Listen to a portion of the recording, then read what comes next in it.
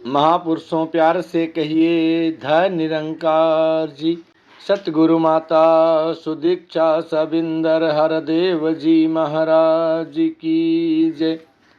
सतगुरु की कृपा और आप सभी संत महापुरुषों के आशीर्वाद से दास एक बार पुनः आप सभी संत महापुरुषों के चरणों में समर्पित है, निरंकारी बुक समरी नामक चैनल के माध्यम से।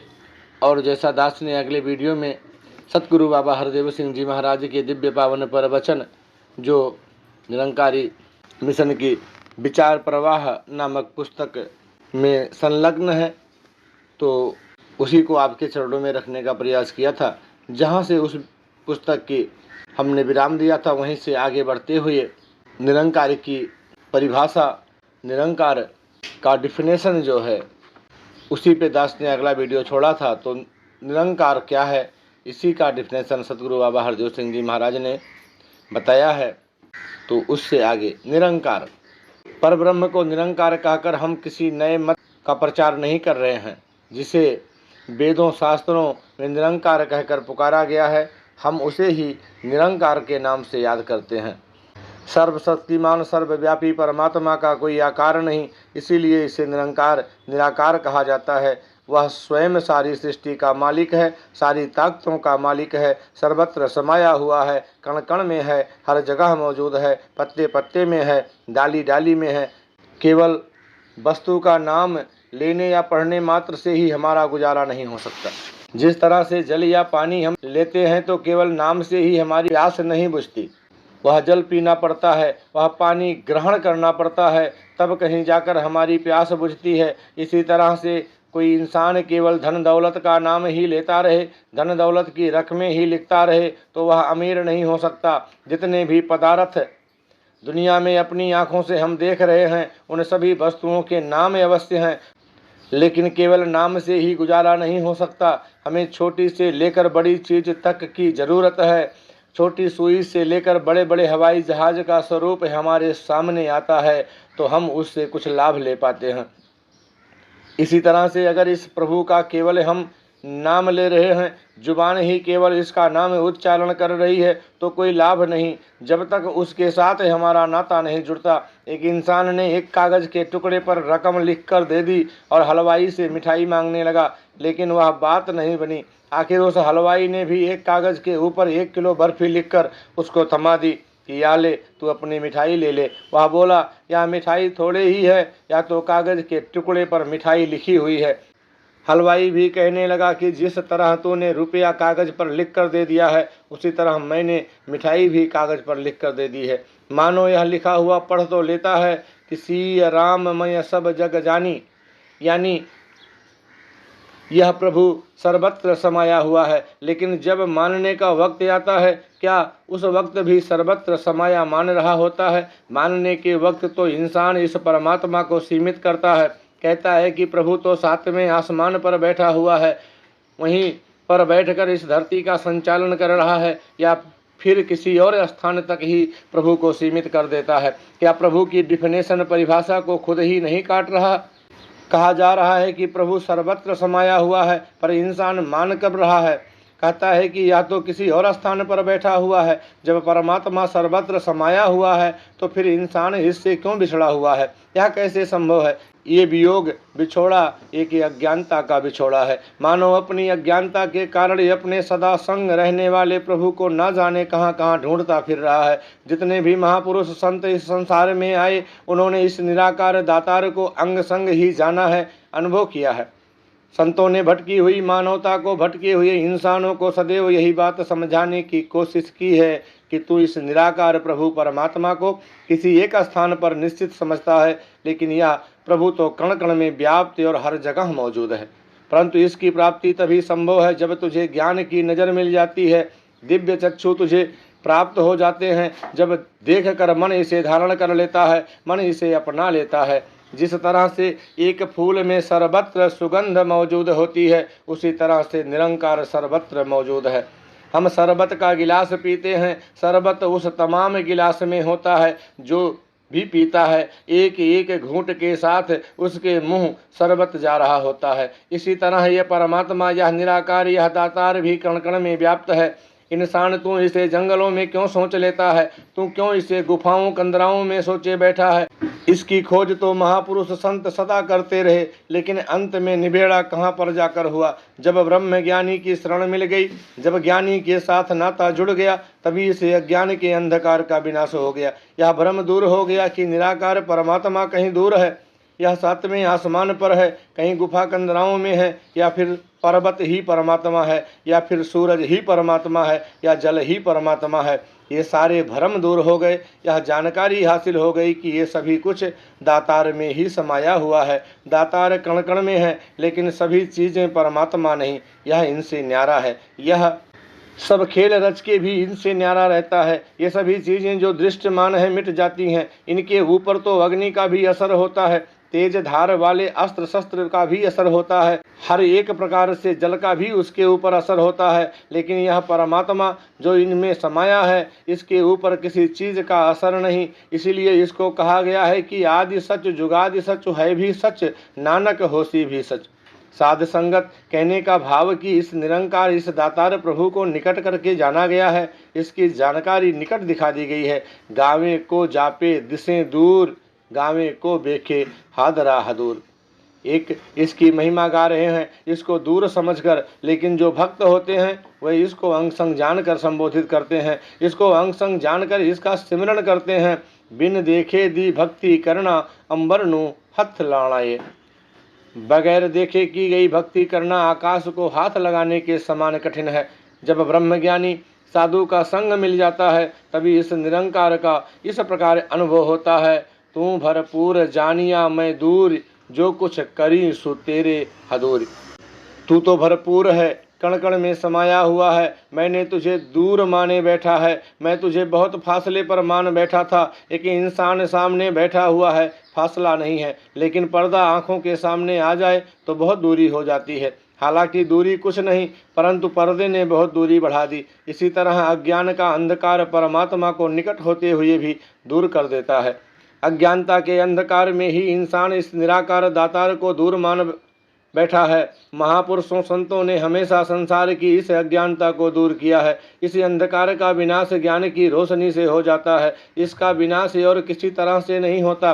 अंधकार का विनाश क्या कोई बोझा ढोने से होता है? कोई टोकरियां भर भर कर कमरे में से अंधकार बाहर किया जा सकता है? ऐसा नहीं। अंधकार जब भी दूर हुआ, रोशनी के द्वारा ही दूर हुआ है। इसी तरह अज्ञानता का अंधकार भी ज्ञान की रोशनी के द्वारा ही दूर होता है। ज्ञान की ज्योति जहाँ पर जल जाती है, वहाँ पर तमाम अंधेरे मिट जाते हैं, समाप्त हो जाते हैं।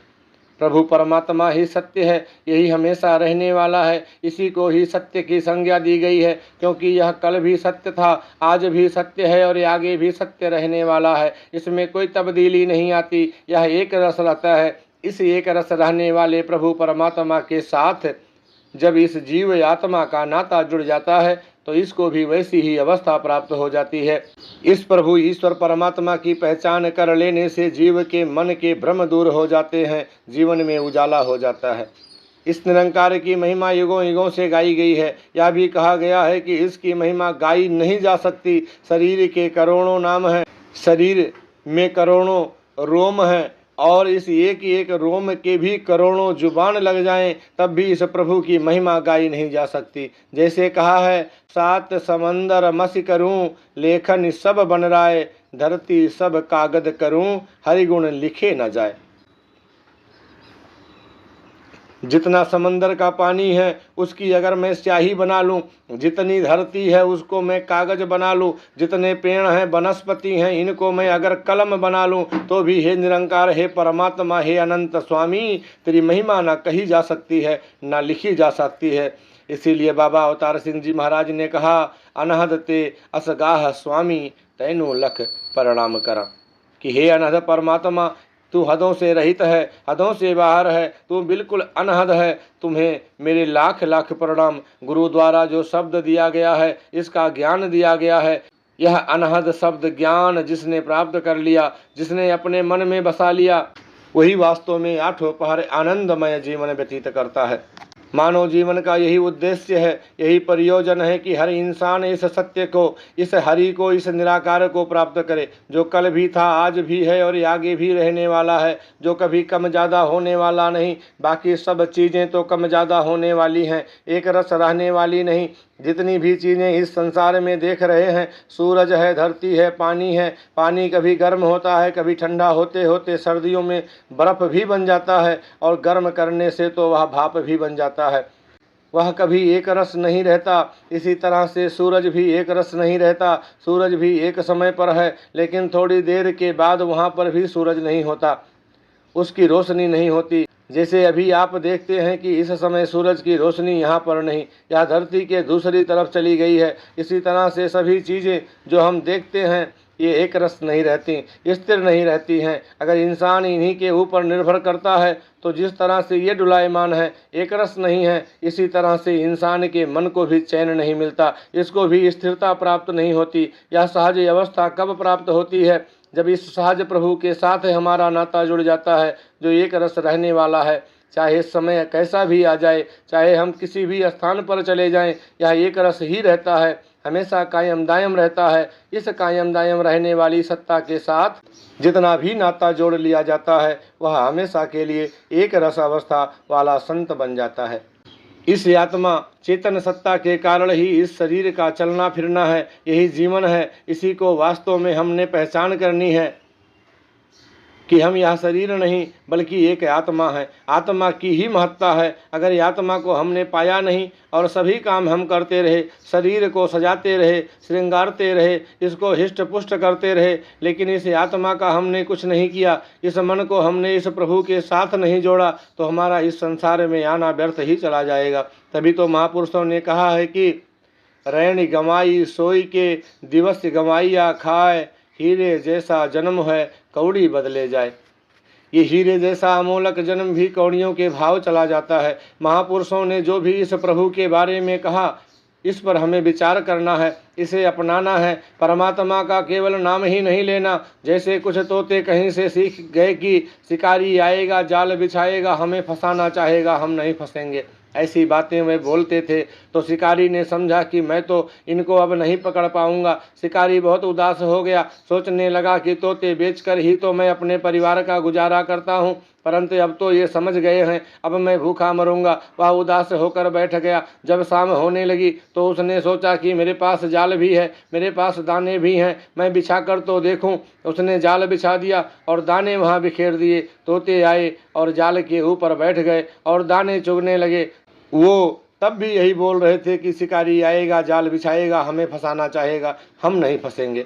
शिकारी ने उन सभी को लपेट कर कंधे पर रख लिया, बाजार में बेचने के लिए जा रहा था। फिर भी वह तोते यही कहे जा रहे थे कि शिकारी आएगा जाल बिछाएगा, हमें फंसाना चाहेगा, हम नहीं फंसेंगे। कहने का भाव कि तोतों ने उस सुनी सुनाई बात को रट लिया, उनको बोलना तो शुरू कर दिया, लेकिन उसके मायने अर्थ नहीं जानते थे, उसका मतलब नहीं जानते थे, उसका अर्थ नहीं समझ रहे थे कि क्या कहा जा रहा था। इसी तरह से प्रभु परमात्मा के बारे में हम अज्ञानता में हैं तो हमारा काम नहीं बन सकता। हमें आवागमन के चक्कर से तभी छुटकारा पा सकते हैं जब हम इस परम पदार्थ को जान लें, जिस परमात्मा का हम नाम लेते हैं, जिसके बारे में हम सुनते हैं कि इस परमात्मा के साथ नाता जुड़ने से हम यम की मार से छूट सकते हैं, हमें आवागमन के बंधन से छुटकारा प्राप्त कर सकते हैं। अगर प्रभु की केवल बातें ही की, इसकी सार को नहीं जाना, सहज अवस्था को प्राप्त नहीं किया, तो हमारा कुछ भी बनने वाला नहीं। राम राम कहने मात्र से कोई लाभ नहीं होने वाला जब तक कि हम राम की पहचान ना करें। साबुनी और जल की चर्चा करने से क्या मैला कपड़ा धुल जाएगा? मैला कपड़ा मैला ही रहेगा जब तक पानी की संगति नहीं होती। इसी तरह से इस निर्मल सत्ता के साथ जब तक हमारा नाता नहीं जुड़ता, तब तक हमारा यह मन भी निर्मल होने वाला नहीं, उतनी देर हमारे भ्रम भी दूर होने वाले नहीं, और ये आवागमन का बंधन भी समाप्त होने वाला नहीं। हमने इस प्रभु परमात्मा को जानना है जो सर्वत्र समाया हुआ है, जो अंग संग है, जिसके बारे में कहा गया है कि यह सर्वत्र है, किसी एक स्थान तक सीमित नहीं। जिसके मन में इस निरंकार इस प्रभु परमात्मा का प्रेम है और इसको अंग संग जानकर इसकी अनुभूति करके इसके संग अपना नाता जोड़ रहे हैं, वही इसके लाभ उठा रहे हैं। ध्यान से ज्ञान की संभाल।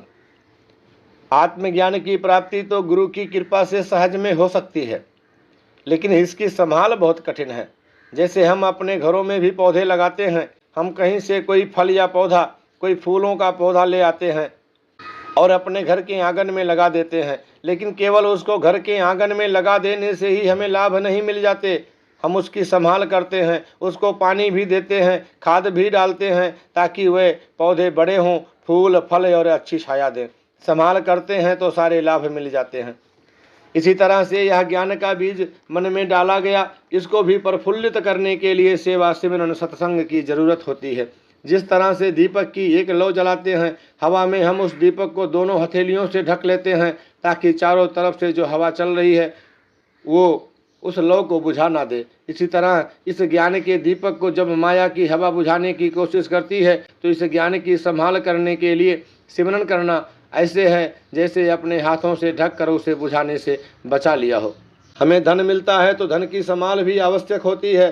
धन के जरिए हमारे कारज रास हो जाते हैं। देखने वाला कहता है कि उसके पास तो इतनी प्रॉपर्टी है, इतनी उसके पास जायदाद है, धन है, और इस धन के ही कारण उसके सारे परिवार की संभाल हो गई है। इसमें भी कोई शक नहीं कि वह धन भी सारे परिवार की संभाल कर रहा है, लेकिन उस धन को पहले परिवार वालों ने ही संभाला हुआ था, तभी तो वह उसकी संभाल कर रहा है। उसको फेंका नहीं और हाथ से जाने नहीं दिया, तो उनकी संभाल हो रही है। यदि कोई नदी में डूब रहा इंसान नदी में बह रहे लकड़ी के साहतीर को थाम लेता है, तो देखने वाला कहता है कि देखो जी, इस साहतीर ने इसे संभाल लिया, वरना तो इसको डूब जाना था।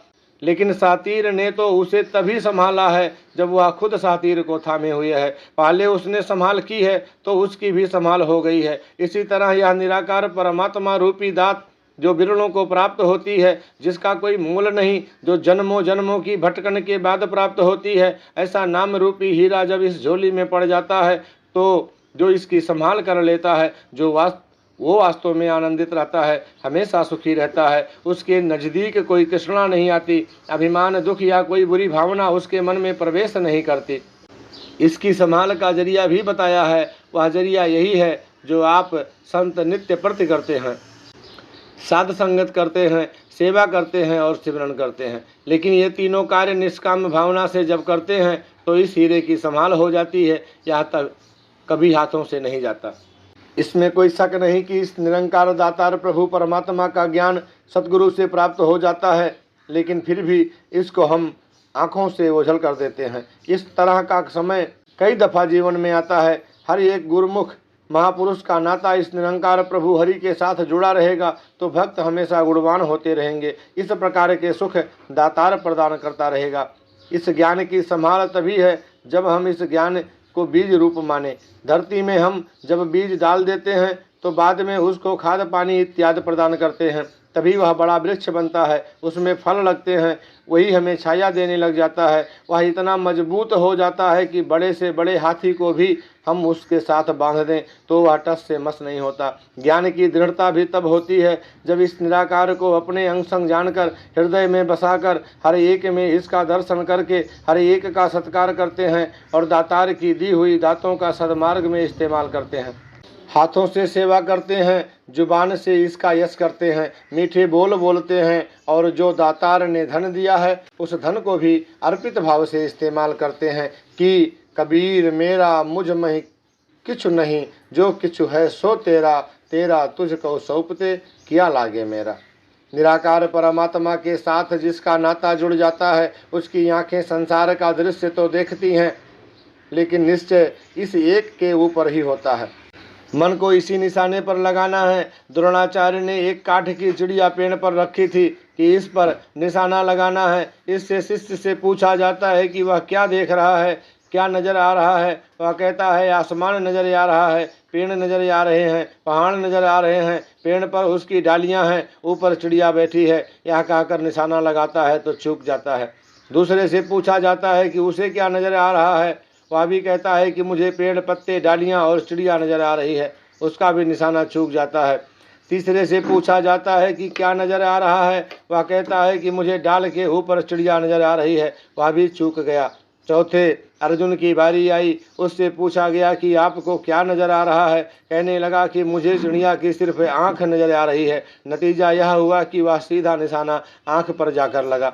कहने का भाव यह नहीं कि जो दृश्य बाकी के लोगों ने बयान किया उनकी आंखें वह दृश्य नहीं देख रही थी, या उसने कोई ऐसा चश्मा चढ़ा रखा था जिसके बड़े शीशे थे या लेंस थे जिसके कारण उसका स्वरूप बढ़ गया कि बाकी कुछ नजर आना बंद हो गया और केवल आंख नजर आ रही थी। ऐसा नहीं था, चारों की आंख वही कुछ देख रही थी, एक जैसा ही देख रही थी, लेकिन जिसने आंख के ऊपर मन एकाग्र किया वही वास्तव में कहता है कि मुझे आंख ही नजर आ रही है। उसी ने कामयाबी प्राप्त की, वह लक्ष्य प्राप्त किया। इसी तरह गुरुमुख महापुरुष संत जो होते हैं वह भी इस एक निराकार परमात्मा दातार के ऊपर ही निर्भर होते हैं, इसी की तरफ ध्यान रखते हैं, इसी का आसरा लेते हैं और संसार को मिथ्या जानकर निर्लेप रहते हैं। अवतार वाणी में कहा गया है कि गुरसिखों को राम मिला है, उसको सदा संभालन लो।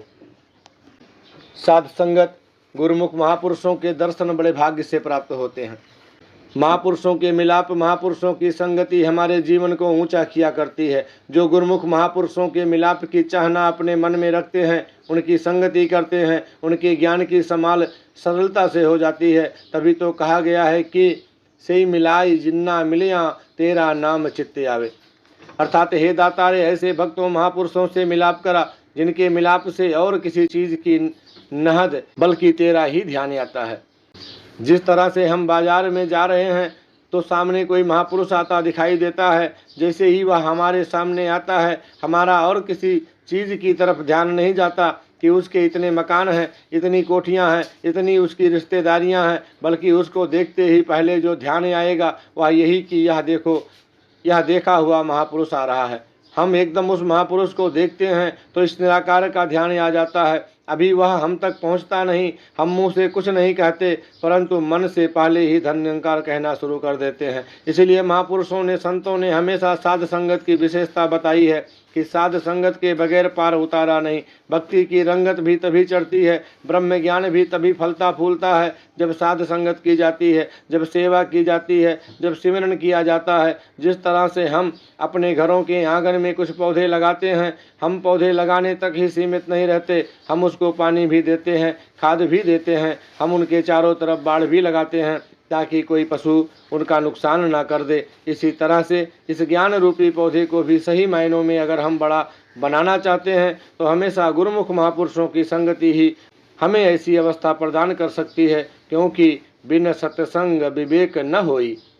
जिस तरह से चंदन के पेड़ के पास जो और पेड़ पौधे बूटे उग जाते हैं, उनके अंदर भी चंदन की खुशबू वास कर जाती है। इसी तरह से जो मन से निमाणा बन के जो सीखने की भावना से महापुरुषों की संगति कर लेता है, उसमें भी वो गुरुमुख वाले गुण प्रवेश कर जाते हैं। लेकिन जो अभिमानी होता है, कठोर होता है, अहंकारी होता है, अपने आप को पूर्ण माने बैठा होता है, उस पर प्रभाव नहीं पड़ता। जितनी वनस्पति है उसमें तो चंदन की खुशबू प्रवेश कर जाती है, लेकिन बांस कठोर होता है इसलिए उसमें चंदन की खुशबू प्रवेश नहीं कर पाती। इसी तरह जो भी अहंकारी होता है, अपनी विद्या का घमंड जिसने किया है, अपनी लियाकत का मान किया है, जिसने धन दौलत का अभिमान किया है, अपने शरीर की ताकत का अभिमान किया है, ऐसे अभिमानी इंसान में सद्गुण कभी प्रवेश नहीं किया करते।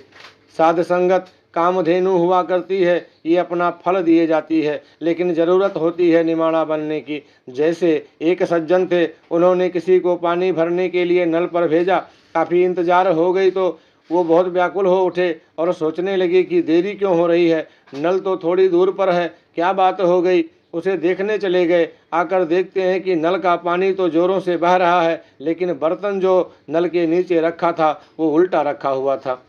जब वह समझे कि क्यों देरी लग रही है, उन्होंने उसको समझा दिया कि भले मानस बर्तन सीधा कर लो। इतना कहकर वह वापस आ गए, लेकिन फिर देरी लगने लगी। सोचने लगे क्या बात है, अभी तो उसे समझा कर आया हूँ, इतनी देर नहीं लगनी चाहिए। फिर देखने चले गए और क्या देखा कि बर्तन तो सीधा पड़ा है, लेकिन उसके ऊपर के से ढक्कन नहीं उतारा था। इसी प्रकार अभिमान का ढक्कन हटाने पर ही हृदय में यह ज्ञान का अमृत भरता है और सुरक्षित भी रहता है।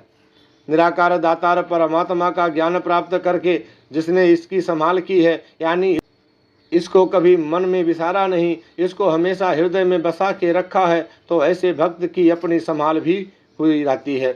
उसको सहज अवस्था मिली रहती है, उसको एकाग्रता मिली रहती है। चाहे जीवन में कैसा भी समय आ जाए, वह सहज अवस्था में रहता है। जब साध संगत मिलती है, गुरुमुखों का संग मिलता है, तब इसकी संभाल के बारे में भी हमारा ध्यान चला जाता है। अगर साध संगत से दूर हो जाते हैं या अगर मनमुखों की संगति मिलती है तो इसका ध्यान नहीं आता, इससे दूर चले जाते हैं, इससे परे हट जाते हैं। नतीजा कि हमेशा इस मन में बेचैनी बनी रहती है। निराकार परमात्मा का ध्यान करते रहने से चिंताएं नहीं रहती। आज संसार में हमें यही देखने को मिल रहा है, इंसान को चिंता लगी हुई है, लेकिन भक्त की अवस्था क्या है? चिंता तो सतनाम की और न चितवे दास, जो कुछ चितवे नाम बिन सही काल की फांस। इस नाम के अलावा, इस हरि के अलावा भक्तों महापुरुषों की और कोई चिंता नहीं हुआ करती। ये हरि नाम का ही चिंतन करते हैं, इस मालिक की ही याद करते हैं। दुनिया में जैसे कृपण इंसान को धन की चिंता होती है कि धन कहीं खो ना जाए, कोई धन उठा के ना ले जाए, इसी प्रकार महापुरुष भी नाम रूपी धन की चिंता करते हैं कि ये नाम धन मेरे हाथ से ना चला जाए, कहीं मैं इसको बिसार ना दूं, कहीं मैं इसको भुला ना दूं। वैसे तो चिंता का कोई अंत नहीं। चिंता के बारे में और भी कहा गया है कि जो चिता होती है वो तो मुर्दे को जलाती है, लेकिन चिंता जीते को जलाती है। ऐसी चिंता से इंसान का छुटकारा तभी होता है जब वह प्रभु परमात्मा को बिसारता नहीं, भुलाता नहीं और सदैव इस निरंकार के ज्ञान की संभाल करता रहता है। प्रभु परमात्मा को सदैव याद रखने का साधन सत्संग है। साध संगत का ही प्रभाव होता है कि हमारे मन में एकाग्रता रहती है। इस प्रभु के ऊपर हमारे मन का विश्वास हमेशा बना रहता है। इस दातार के ऊपर हमारा अकीदा कायम रहता है। अगर साध संगत प्राप्त नहीं होती तो इस संसार में हमारा बर्ताव उसी तरह ही होता है। जिस तरह किसी सज्जन ने शीशे का एक कमरा बनवाया, उसने ऐलान किया कि सभी अपने अपने कुत्ते लाएं और जो इस कमरे से सही सलामत अपना कुत्ता बाहर ले जाएगा उसको बहुत इनाम दिया जाएगा। बारी बारी से लोग इस शीशे के कमरे में अपना कुत्ता लाते गए, लेकिन थोड़ी देर बाद ही इस कुत्ते को लहूलुहान हालत में घसीट कर बाहर लाना पड़ता था। अनेक कुत्ते दिन भर उस कमरे में दाखिल होते और जख्मी हो जाते तो उन्हें बाहर लाया जाता, लेकिन एक कुत्ता काफ़ी देर उस कमरे में रहा और सही सलामत अपने आप चलकर बाहर आ गया। उसे ही निर्धारित इनाम मिला। इनाम देते समय कुत्ते के मालिक से पूछा गया कि आपको इनाम तो हम दे रहे हैं, लेकिन आप बताइए कि क्या कारण है जो दूसरे कुत्ते तो भौंकते भौंकते जख्मी होकर बाहर आए और केवल आपका कुत्ता ही सही सलामत आ गया। वह बोला कि जैसे आपने शीशे का कमरा बनवाया है, ऐसा ही कमरा मैंने भी अपने घर पर बनवाया हुआ है। मैं अपने इस कुत्ते को प्रतिदिन उस कमरे के अंदर लेकर जाता था, दिन में कई बार लेकर जाता था, जिससे अब यह शीशे में अपनी शक्ल देखकर भयभीत नहीं होता। दूसरे कुत्ते अपनी शक्लें शीशे में देखकर भयभीत होते थे और उन शक्लों पर झपटते थे, जिससे वह लहूलुहान हो गए। कहने का भाव कि यह मन भी कुत्ते की तरह है। इस तरह से इस मन को जब वास्तविकता की पहचान हो जाती है, उसे समझ आ जाती है कि कोई बेगाना नहीं, तो फिर इंसान की ऐसी अवस्था हो जाती है कि वह प्रत्येक को गले लगाने लगता है, जिससे खुद भी सुखी रहता है और तथा औरों को भी सुख देता जाता है। बार बार संगत करने से इसका ध्यान भी परमात्मा की तरफ लगा रहता है। यह सबके शरीरों को ना देखकर एक प्रभु को ही देखा करता है, इसीलिए तो सब अपने ही लगते हैं। अगर किसी के पास सोना या सोने के जेवर या हीरा है तो उन्हें वह यूं ही कहीं आंगन में नहीं रख देगा, वैसे ही कहीं पशु बांधने के स्थान पर नहीं रख देगा। वह उसकी कीमत जानता है, इसीलिए उसको उचित स्थान देगा, उसको बहुत संभाल कर बहुत हिफाजत से रखेगा। इसी तरह से इंसानी जीवन भी हीरे जैसा अमूल्य जीवन है। अगर इसकी सही कीमत ना डाली गई, इसको सही निगाह से ना देखा गया, ऊंचा दर्जा अगर ना दिया गया, इसको और ही विषय विकारों में व्यतीत करते चले गए, इसको लालसाओं में लिप्त होकर ही व्यतीत करते गए, इससे बैर ईर्षा नफरत की भावना अपना कर व्यतीत करते चले गए, तो फिर ये कौड़ियों जैसा हो जाएगा। इससे ज़्यादा इसका कोई मोल पड़ने वाला नहीं। जीवन की संभाल तभी है जब वह प्रभु परमात्मा के ध्यान में लगे। इसका ध्यान करता हुआ ही सब कार्य करे। साध संगत, यही आवाज़ हमेशा संतों महापुरुषों ने दी है कि हे इंसान, इस साध संगत के साथ जुड़ जा। इसके साथ जुड़ने से ही तेरे जीवन में रंगत आ सकती है, इस नाम का रंग चढ़ सकता है और इस ज्ञान की कीमत भी तू जान सकता है। जिस तरह से और भी दुनियावी चीज़ों की संभाल की जाती है, उनकी कीमत के अनुसार ही हम उनकी संभाल करते हैं। जो कम कीमती वस्तु होती है उनको कमरों में रखते हैं, जो ज़्यादा कीमती चीज़ें हैं तो कमरे में रखी हुई अलमारियों में रखते हैं, और भी कीमती हो तो अलमारियों के अंदर ऐसे खाने बने रहते हैं कि आम इंसान उसे देख भी ना पाए। इतनी इतनी संभाल, इतना इतना दर्जा हम देते जाते हैं। इस ज्ञान की कीमत का अगर हमें एहसास ना होगा तो फिर वास्तव में हीरा प्राप्त होते हुए भी कंगाल होने की बात हो जाती है। भीख भूखा कोई नहीं, सबकी गठरी लाल, आँख खोल देखत नहीं, याते भय कंगाल। साध संगत इस ज्ञान की संभाल जिस जिसने भी की आनंद प्राप्त किया। इस ज्ञान की संभाल साध संगत के द्वारा होती है, सुमिरन के द्वारा होती है और सेवा के द्वारा होती है। कबीर कौड़ी कौड़ी जोर के, जोरे लाख करोड़, चलती बार न कछ मिलियो, लई लंगोटी तोर।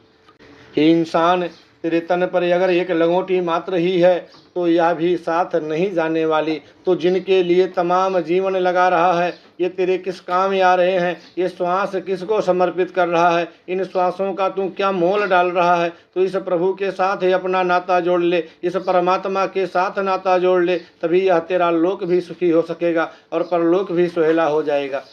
अगर कोई अपने आप को बड़ा मानकर अपनी चतुराइयाँ हील हुज्जतें अपना लेता है तो उसके ऊपर जो निखार आता है वह नहीं आ पाता।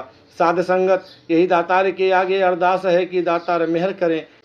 गुरुमुख महापुरुषों को जो यह उत्तम ज्ञान प्राप्त हुआ है, इस ज्ञान को संभाल कर रखें। संसार में जो बैर, ईर्षा, नफरत, घृणा की भावना है, इनसे गुरुमुख हमेशा ऊपर हुआ करता है। अगर यह मन साध संगत से जुड़ा रहता है, उपदेश से जुड़ा रहता है, तो फिर वह ऐसी छोटी भावनाओं से दूर रहता है। लेकिन अगर उसकी सोच सांसारिक बन जाती है, सांसारिक स्वभाव सामने आ जाते हैं, फिर तो ऐसी अवस्था है जैसे महापुरुषों ने कहा, चंदन लेप उतारे धोई, गरधव प्रीति भस्म संग होई। जिस तरह से एक गधे के ऊपर हम चंदन का लेप कर दें, हालांकि वो चंदन सुगंधी देने वाला, शरीर को शीतल करने वाला है, लेकिन गधे की फितरत ही यह है कि वह जमीन पर उल्टा सीधा लेटता है और चंदन को उतार देता है, क्योंकि उसे उस चंदन की कीमत का पता नहीं। इस तरह से ये ब्रह्म ज्ञान बहुत अमोलक ज्ञान है। इसको जो अपना के रखता है वह इससे लाभ भी लेता है और उसकी भी कीमत बनी रहती है। उसका ही संसार में यश होता है, हर एक के मन में उसका सत्कार होता है, लेकिन वह इसको ही उतार फेंकता है। जिस तरह एक हाथी पानी में नहाता है, पानी में नहाया हुआ हाथी अपनी सूंड से मिट्टी उठाकर फिर अपने शरीर पर फेंक लेता है, इसी तरह से अगर इस ज्ञान, इस अमोलक दात की संभाल नहीं करते तब हमारे जीवन में गिरावट आती जाती है। हम इसकी संभाल किए रखेंगे, इसको अपना लेंगे तो कभी भी हमारे मन में नीच संकीर्ण भावनाएं नहीं आएंगी। हम सहन करना सीखेंगे, हम अपनी बात दूसरे के ऊपर थोपना नहीं सीखेंगे, हम दूसरे को समझने की कोशिश करेंगे। आज शरीरों से पहचान नहीं होती कि ये निरंकारी हैं या नहीं। हमारी सोच और फितरत यदि सांसारिक ही बनी रही, हम एक दूसरे को कड़वा बोलते रहे, एक दूसरे के हृदय को दुखाते रहे, तो हम केवल शरीर के ही निरंकारी बन सकेंगे। निरंकारी हम तभी बन सकते हैं अगर हमारी अवस्था, हमारा जो गुण है वो हमें निरंकारी बनाए, हमारी श्रद्धा भावना हमें निरंकारी बनाए। एक दूसरे का सत्कार, एक दूसरे को सहन करना, यही वास्तव में निरंकारी की पहचान है। आज इसी पहचान की ज़रूरत है, एक ऐसे कर्म की, ऐसी पहचान की ज़रूरत है, एक विशाल हृदय की ज़रूरत है। हम विशाल बने रहें और एक दूसरे को समझने की कोशिश करें, एक दूसरे की तरफ ध्यान दें और फिर अपने मार्ग पर चलते जाएं। सत्संग। महापुरुष अपने जीवन में हर पल साध संगत को महत्ता देते हैं। कोई भी मौका हो, आपके लिए सबसे पहले साध संगत का सहारा ही है। साध संगत का मिलाप ही है जो जीवन की नैया को डोलने से बचाता है। निरंतर गुरुमुख महापुरुष इस साध संगत की अपने मन में कदर बना कर रखते हैं। कदर वही जान सकता है जिसको इस चीज़ की कीमत का पता हो। जिसको कीमत का पता नहीं वह कदर भी नहीं कर सकता। आप महापुरुषों को यह कद्र है, इसलिए आप इसकी कीमत भी जानते हैं, कीमत डालते हैं। इसीलिए कहीं पर भी साध संगत हो, आप भाग भाग कर उसमें अपना पूर्ण योगदान देते हैं। यही संतों का कर्म हुआ करता है। कुछ लोग कहते हैं कि अब ज्ञान तो हो ही गया है, रोज रोज सत्संग की क्या ज़रूरत है। लेकिन वे ऐसा क्यों नहीं सोचते कि 2 दिन पहले तो मैं नहाया ही था, आज मुझे क्यों नहाना है। जीवन में जितने भी सुख साधन, जितनी भी स्वच्छता है, उसके लिए हम कभी किसी को नहीं कहते। कि अभी तो किया है, थोड़े दिनों के बाद कर लूँगा। हम जानते हैं कि भोजन अगर नहीं किया तो यह तन निर्बल होना शुरू हो जाएगा, कमज़ोर पड़ जाएगा। अगर हम नहीं नहाते तो शरीर से बदबू आना शुरू हो जाएगी। इस गंदगी के कारण शरीर को रोग लग सकता है। इसी तरह मन को अगर निर्मल करना है तो साध संगत का सहारा, गुरुमुख महापुरुष का सहारा लेना पड़ता है। संतों की संगति प्राप्त करके ही मन निर्मल होता है और एक सहज अवस्था भी प्राप्त हो जाती है। साध संगत की महत्ता तभी है जब मन से विनम्र बन के संगत की जाती है। ऐसी भावना से साध संगत करके ही हमें गुण प्राप्त होते हैं, विश्वास प्राप्त होता है। अगर कहीं पर भी हम अभिमानी हो जाएं, हम अपने आप को संपूर्ण मान बैठें तो सीखने की भावना समाप्त हो जाती है। जहाँ पर यह मान लिया कि मैं तो पूर्ण हो गया हूँ, वहाँ पर रुकावट आ जाती है, आगे बढ़ने के अवसर खत्म हो जाते हैं और उसके बाद इंसान का पतन शुरू हो जाता है। संगत के बिना कभी इस मन को विवेक नहीं मिल सकता, यह विवेक बुद्धि बन नहीं सकती, यह मन इस प्रभु के साथ जुड़ नहीं सकता, यह हमेशा डुलायमान रहेगा और संसार की तरफ भाग खड़ा होगा। इस मन को इस आधार के साथ जब मनुष्य जोड़ देता है तो हमेशा उसके जीवन में एक सहज अवस्था बनी रहती है, उसका एक सरल जीवन बना रहता है। वह इस केंद्र परमात्मा पर अपना निश्चय पूरा करके हमेशा आगे से आगे बढ़ता जाता है। कहने का भाव यही है कि महापुरुषों की संगत ही यह रंगत लाया करती है, यही हमारे जीवन को ऊंचा बनाने वाली होती है, यही हमारे मन को इस सत्य की तरफ जोड़ती है और मिथ्या से दूर ले जाती है। ऐसी संगत जिसको भी प्राप्त हो जाती है उसके जीवन में निखार आ जाता है, उसके जीवन में सहज अवस्था स्वाभाविक रूप से प्रवेश कर जाती है। जिसके जीवन में यह प्रवेश कर जाती है हमेशा उसका मुख उजला रहता है, वह खुद भी हमेशा सुख प्राप्त करता है, आनंद लेता है तथा औरों को भी वो सुख देने वाला होता है। इस निराकार, इस दातार की महिमा गाता है और उठते बैठते इसको मन में बसाता है। किसी ने कबीर जी से भी पूछ लिया था कि हम क्यों रोज साध संगत करें, क्यों हम रोज जाकर महापुरुष का संग करें, क्या ज़रूरत है? एक दफ़ा हम परमात्मा का नाम ले ही लेते हैं, हमें और भी कई काम होते हैं, तो ये रोजाना संगत की क्या बात है? हम क्यों बार बार संगत में जाकर बैठें और वहाँ सुने? वहाँ एक किला गड़ा हुआ था, कबीर जी ने उस पर हथौड़ी लगा दी। अगले दिन वो सज्जन फिर गया, कहने लगा मैंने इस सवाल का जवाब पूछा था परंतु आपने इस सवाल का कोई जवाब नहीं दिया। कबीर जी ने किले के ऊपर फिर हथौड़ी लगा दी, फिर भी जवाब नहीं दिया। वो सज्जन तीसरे दिन आया, कहने लगा कि आप अजीब बात कर रहे हैं, मैं आपसे कितनी विनती कर रहा हूँ, आप मेरी बात का जवाब क्यों नहीं देते? फिर कबीर जी ने कहा मैं तो रोजाना जवाब दे रहा हूँ लेकिन तुम समझ नहीं रहे। मैं इस किले के ऊपर रोज एक हथौड़ा लगाता था, वो इसलिए कि यह किला ज़मीन में दबा रहे। अगर मैं इस पर हथौड़ा नहीं लगाऊंगा तो ज़मीन में थोड़ी सी हलचल होने से किला ढीला पड़ जाएगा, किसी के पाँव से टकराने से या किसी पशु के कारण यह किला ज़मीन से बाहर आ जाएगा। एक दफ़ा बाहर आ गया तो पता नहीं उसका कहाँ पर निवास होगा और कहाँ फेंक दिया जाएगा। यह जो रोज़ाना इसके ऊपर एक ठोकर लगाता हूँ वह इसलिए कि यह ज़मीन में मजबूती से दबा रहे, हिले नहीं। इसी प्रकार हर रोज़ की गई संगत हमारे मन को दृढ़ बनाए रखने के लिए ज़रूरी है।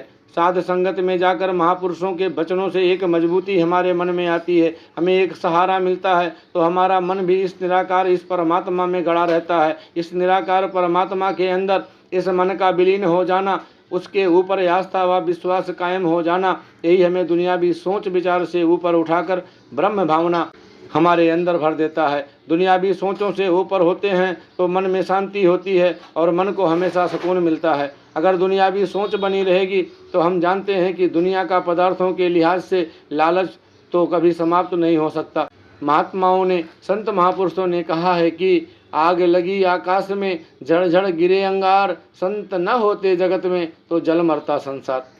जंगलों में आग लगी होती है और वह बढ़ती जाती है, बढ़ती ही जाती है। आपने पढ़ा होगा कि पिछले वर्षों ऑस्ट्रेलिया में कम से कम 1 महीना आग जंगलों में लगी रही। उसके बाद 1 बरस कनाडा में भी ऐसी ही आग सुनने को मिली। 1 बरस चीन में सैकड़ों हजारों मील तक जंगल के जंगल आग से जलते रहे। कितनी तबाहियां हो रही हैं, लेकिन आग बढ़ती ही जाती है। लेकिन जहाँ पर भी कोई झील या तालाब पानी से भरा हुआ आ गया है उससे आगे आग नहीं जा सकती, आग वहीं किनारे पर रुक जाया करती है। इसी तरह से चारों तरफ इंसान एक दूसरे से टकराता है, एक दूसरे से बैर की ज्वाला पैदा करता है। लेकिन कहीं भी बीच में संत महापुरुष आ जाते हैं तो जल का कार्य करते हैं और उस अग्नि को वहीं पर रोकने का यत्न करते हैं।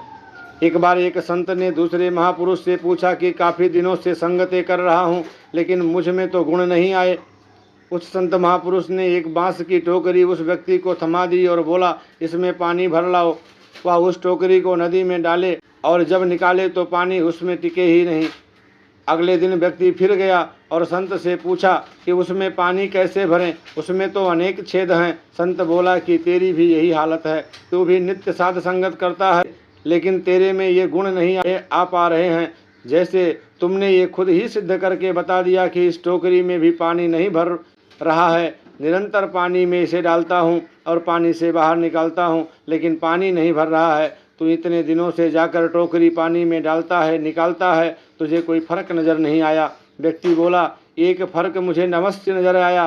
पहले उस टोकरी के साथ मिट्टी जमी होती थी, अब कम से कम ये टोकरी बिल्कुल साफ दिखाई देती है, इसके ऊपर कोई गंदगी नहीं दिखाई देती, इतनी उज्ज्वल यह टोकरी हो गई है। संत ने समझाया कि अगर इसी तरह से पानी में निरंतर डालते जाओगे तो यह बांस एक दिन फूल जाएंगे, फूल कर यह जो अंतर गैप है, ये जो छेद हैं, ये भी भर जाएंगे और टोकरी में पानी भर जाएगा, पानी टिक जाएगा। साध संगत इसी तरह से जो निरंतर साध संगत करते हैं उनके जीवन में भी ऐसा निखार आता है और वे भी गुड़ी बन जाते हैं। इसे अगर कोई फिजूल की बात मान लेता है तो वह वास्तव में अपने आप के साथ ही धोखा कर करके अपना ही नुकसान कर रहा होता है। कोई इंसान कितना ही बुरे से बुरा काम करने वाला हो, लेकिन अगर संगत में आकर प्रभु चर्चा ध्यान से सुनेगा तो उसका जीवन अवश्य बदल जाएगा। अगर संगत में आकर के भी कोई इंसान महापुरुषों के वचनों को सुना अनसुना कर देता है तो उसको कोई प्राप्ति नहीं हो पाती, तो उसके मन की मैल उसी तरह बनी रहती है।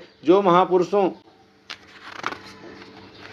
की आवाज़ को सुनकर उसे धारण कर लेते हैं वो अपने इस जीवन को सफल बना लेते हैं। संगत के साथ जुड़ने से मन को बल प्राप्त होता है, मन विश्वासी बनता है और निर्मल हो जाता है। साध संगत जिसको भी प्राप्त होती है उसको बड़े ही भागों वाला गिना जाता है। संत तो संगत करने का कर्ता भी अपने आप को नहीं मानता और यही कहता है कि तुम्हारी कृपा से भय साध संग, एहो काज तुम्हें आप कियो। कि तेरी कृपा से संतों महापुरुषों का संग मिला है, यह कार्य तो तूने आप ही किया है। अगर ये भी मेरे पर छोड़ दिया होता तो मैं दुनिया में क्या क्या करता हूँ, कहाँ कहाँ जाता हूँ, या भली भांति आप जानते हैं, क्योंकि आप अंतर्यामी हैं। साध संगत प्रभु कृपा से प्राप्त होती है और अगर इसको हम कृपा मान लेते हैं तो जिन पर कृपा होगी उनको अगर धन्य नहीं कहा जाएगा तो क्या कहा जाएगा। जितने भी संत महापुरुष इस संसार में समय समय पर आए उनके जीवन भी यही प्रकट करते हैं कि अपनी करनी ते नरक न पाऊँ ठोर। महापुरुष हमेशा यही कामना करते हैं कि संतों से ही हमारा संपर्क बढ़े, महापुरुषों से ही हमारा नाता जुड़े और गुरुमुखों से मिलाप हो। कहा भी है कि गंगा के संग सलिता बिगड़ी, सो सलिता गंगा हुई निबरी, बिगड़ियो कबीरा राम दुहाई, साच भैदो अन कलाहि न जाई।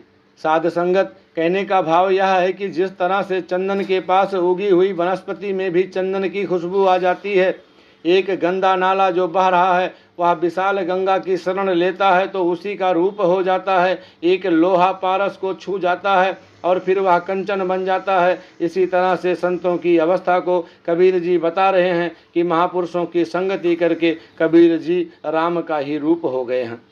जिस तरह से कोई इंसान पानी में उतर जाता है, तालाब में उतर जाता है, तो फिर सूरज की गर्मी का असर उस पर नहीं रहता और वह ठंडक महसूस करता है, शीतलता महसूस करता है। इसी तरह से जो इस नाम के रंग में डूब जाते हैं, संगत में आते रहते हैं, उनके ऊपर माया की गर्मी भी असर नहीं करती।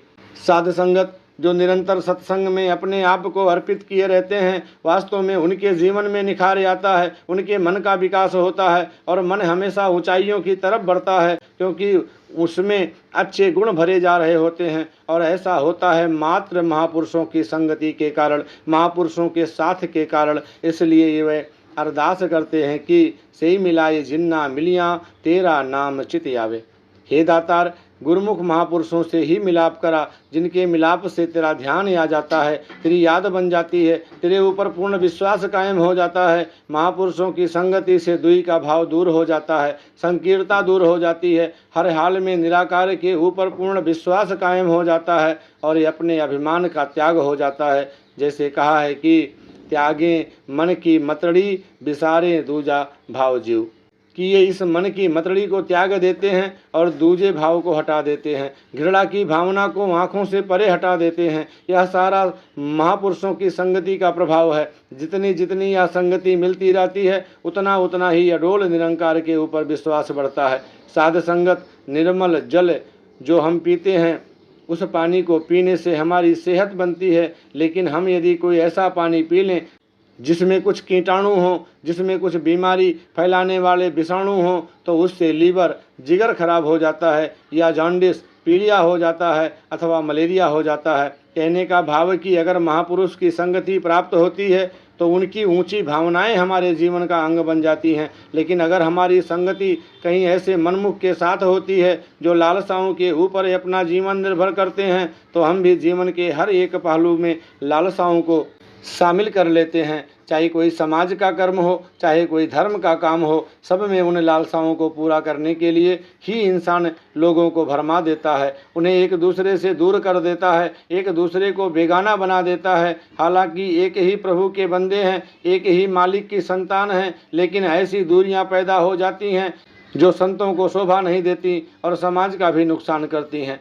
साध संगत ही एक ऐसा सरोवर है जो आनंद देने वाला है। इसमें हमेशा डूबे रहें, इसकी शीतलता हमेशा प्राप्त करते रहें। जब हम सरोवर में होते हैं तो भी सूरज तो वैसा ही होता है। सूरज तो तपस दे रहा है, गर्मी दे रहा है, सूरज अपना काम कर रहा है, पर तालाब में हम नहा रहे होते हैं, इसीलिए सूरज की गर्मी हम पर असर नहीं करती। इसी तरह जो नाम के सरोवर में डूबा रहता है, वो बाकी जो भी संसार के पदार्थ हैं या जो डुलायमान करने वाली माया है, लोभ अभिमान जैसे विकार हैं, ये हमेशा कायम रहते हैं, यह हम पर असर नहीं करते। भाव इनसे तभी बचा जा सकता है अगर वह नाम के साथ मन को ध्यान को जोड़े रखे। जैसे कहते हैं कि 8 पहर निकट कर जाने, राम की कृपा से इसे निकट जान भी लिया है, लेकिन जानकर इसका एहसास करना है, इसको मानना है कि चौगिरद हमारे रामकार दुख लगे ना भाई।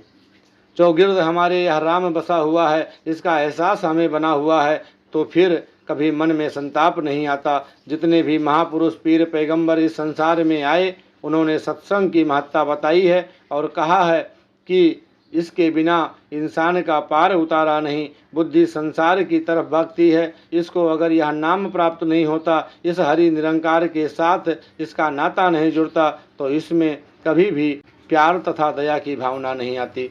दास इस वीडियो को यहीं पे विराम देगा। इससे आगे इस विचार प्रवाह में जो लेख है उसे लेकर के आपके श्री चरणों में दास पुनः उपस्थित होगा अगले वीडियो में। और इसको बोलने के दरमियान जो कुछ भी शब्द दाएं बाएं चले गए हों, वो दास की मनमति है। शब्द ऊंचे नीचे हो सकते हैं, पर मेरे बोलने में पर ये जो शब्द हैं, ये जो सारी सिखलाई है, ये सतगुरु बाबा हरदेव सिंह जी महाराज की है।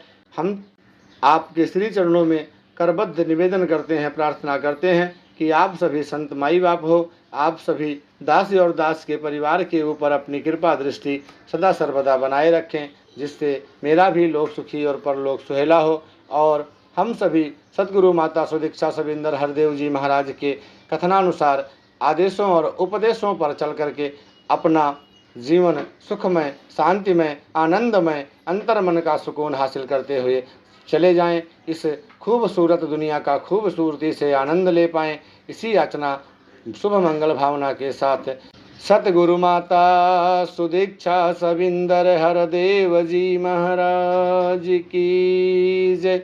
महापुरुषों प्यार से कहिए धन निरंकार जी।